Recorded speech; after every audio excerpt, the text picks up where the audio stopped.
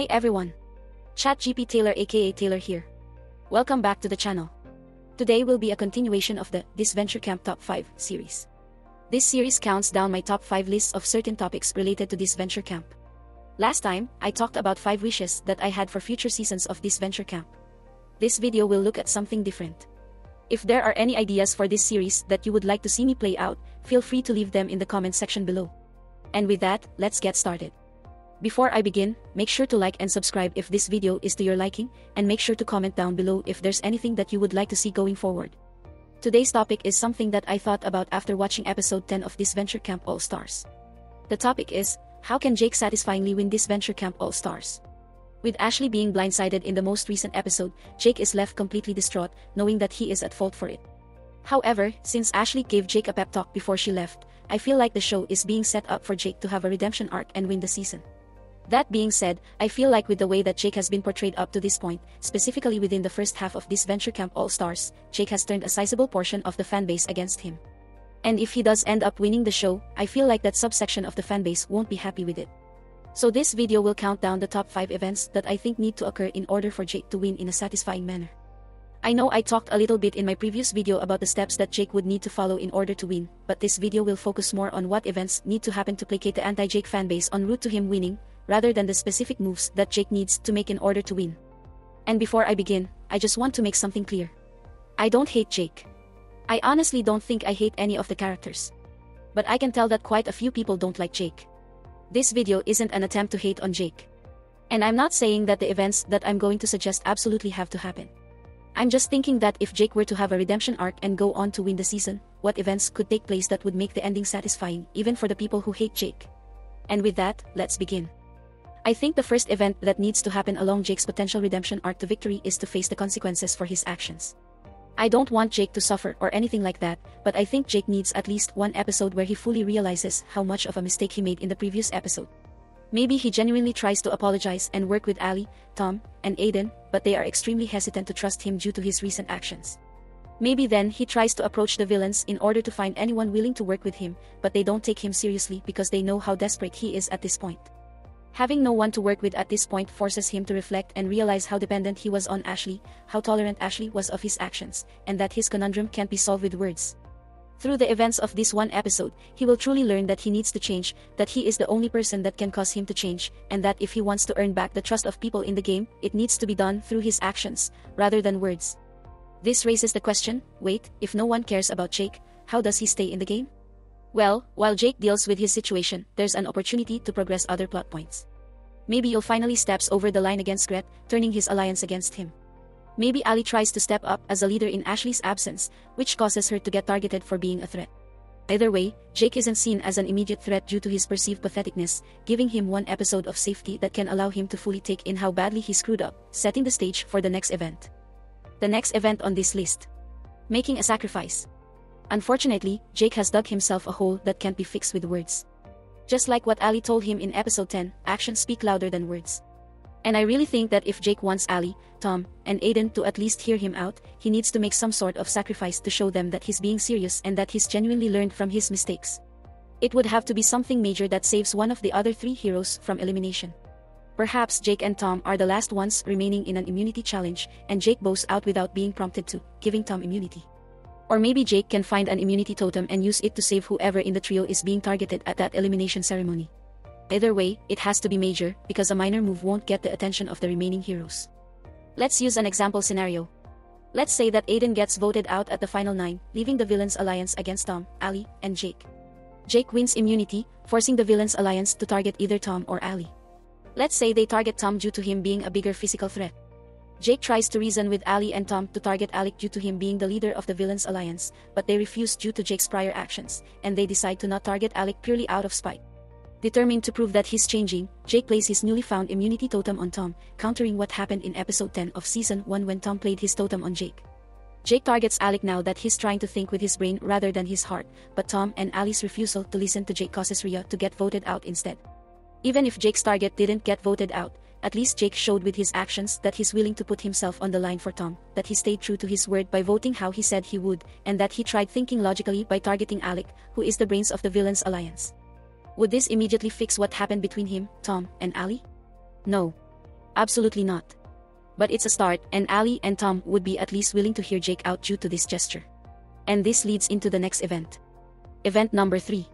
Acknowledge that one move isn't enough. Even though actions speak louder than words, I think it's important for Jake to acknowledge that one gesture of good faith is not enough to fix everything. Going back to episode 10, Jake thought that putting very little effort into a half-hearted apology was enough to fix everything between him and Ali, which ended up not being the case. So, Jake needs to vocalize his understanding that one gesture doesn't fix every wrong thing that he's done, and that he still has a long way to go before he can earn back Tom and Ali's trust. If done right, it will at least show Tom and Ali that Jake has changed to some degree, and that Jake understands the depth of his mistakes. This acknowledgement wouldn't fix everything, but it's a start. And it opens the door for the three of them to at least consider working together.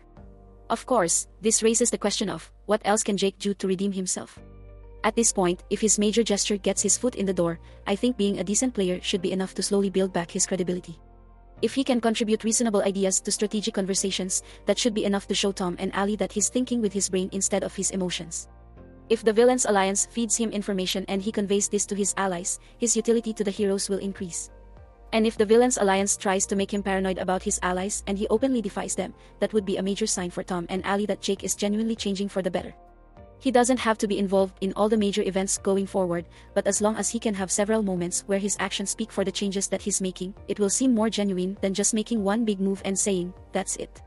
I feel like this event is an important step in this process, but not as important as the next event. Event number 4. Avoid tearing down others. I've talked about events that should happen for Jake to satisfyingly win, but this is an event that shouldn't happen. This is my opinion, but I think it would be a mistake to tear down other campers in the game just for the sake of redeeming Jake. I think doing that would make more people hate Jake, or it would at least make the anti-Jake community more vocal about their criticisms. You shouldn't have to tear something down in order to make something else look better. It's actually a problem that I'm seeing more and more often in life. Just because one thing is better than another thing, it doesn't mean that the second thing is bad. If you like chocolate ice cream more than vanilla, it doesn't mean that you hate vanilla ice cream. You just like chocolate more than vanilla. And the same is true in this situation. There's a way to make Jake look good without making the others look bad in comparison. One way to find a happy medium between making Jake look good while not tearing down anyone else is for Jake to defy others' expectations. For example, let's just say that the villain's alliance takes out Yul at the final 9 because they're confident that 4 votes will be enough for them to control the game, due to Jake's emotional behavior. However, Jake defies these expectations by forcing a tie vote at the final 8, and the tiebreaker results in another villain being eliminated. This gives Jake a shining moment where it's clear that he's learning from his mistakes, but you can't really blame the villain's alliance for doing what they did because up to that point, Jake had mostly acted on emotion, so it was reasonable to expect him to do the same in this situation. Another example of Jake defying expectations would be for Jake to not buy into paranoia, which he's known for doing. Let's say the villains try to instill paranoia into Jake to try and stop him from thinking rationally. But instead of buying into it, Jake tells the non-villains about it and how ridiculous it is. Once again, it would be an example of Jake learning from his mistakes while not ruining the villains because all they're doing is acting on their expectations of Jake. It's not like Jake is coming up with a super strategic plan and manipulating the villains into voting for each other, because that's a bit uncharacteristic on both ends. Jake isn't at the point where he's shown an ability to be super strategic, and I don't think it would be realistic to have people like Alec and Rhea being manipulated into voting for each other. This redemption arc shouldn't be about tearing others down. It should showcase genuine change and the defying of expectations to allow Jake to have his shining moments. If these moments can be spaced out over the second half of the season, it will set the stage for the final event. And now for the final event. Defeat someone more hated. Do you remember the old saying, "The enemy of my enemy is my friend"? Well, that could be true for this situation. I don't think Jake would have much support against certain campers in the game. I think if he's against Ali, Alec, or Gret, assuming that they give those 3 a good storyline for the second half of the season, they would be the favorite over Jake.